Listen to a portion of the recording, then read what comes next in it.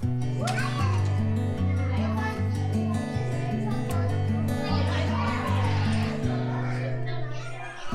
Escola és una escola inclusiva, és una escola per a totes i tots en la que treballem per acabar amb les desigualtats.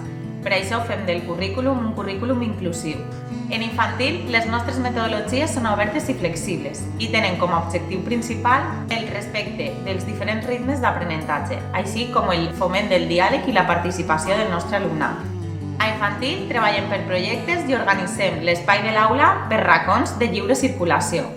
A més, des del curs passat hem introduït el treball per ambients. Els racons són espais delimitats a l'aula que presenten unes activitats concretes. Els materials són els que delimiten els racons, però és cada xiquet o xiqueta en funció de l'activitat que presentes al racó el que tria lliurement a quin racó vol anar i quant de temps vol estar en ell. En aquestes activitats hi ha objectius didàctics i una vegada realitzem aquestes activitats treballem uns continguts curriculars. Els racons són flexibles i oberts. Què vol dir això? Pues que poden estar durant tot el curs escolar o bé ampliar o reduir. Tot això va en funció de les necessitats i de la demanda del grup classe. Tindre aquesta organització a l'aula i de treball afavoreix que cada xiquet tinga el seu propi ritme de treball.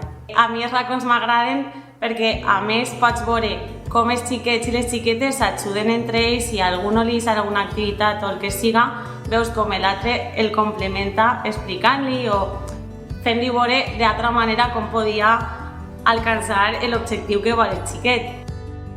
Pel que fa a l'aprenentatge de la lectoescriptura, partim de que els textos escrits es troben per tot arreu. Per tant, els xiquets i les xiquetes tenen molt prop aquest desenvolupament de la lectoescriptura i molt significatiu. Es fa des d'un enfocament global i partint del propi nom i dels noms dels companys i per tant és molt positiu i estan molt motivats ja que ells mateixos són els protagonistes del seu aprenentatge.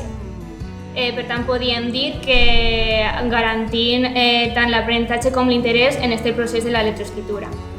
L'objectiu dels ambients és crear uns espais temàtics per aprendre, investigar i experimentar.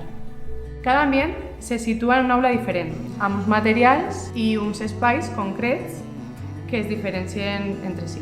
Possibilita baixar la ràtio i es treballen 2 vesprades a la setmana. Els projectes de treball constitueixen un mètode molt atractiu per als xiquets i les xiquetes, ja que naixen dels seus interessos o de situacions imprevistes que van sorgint a l'aula.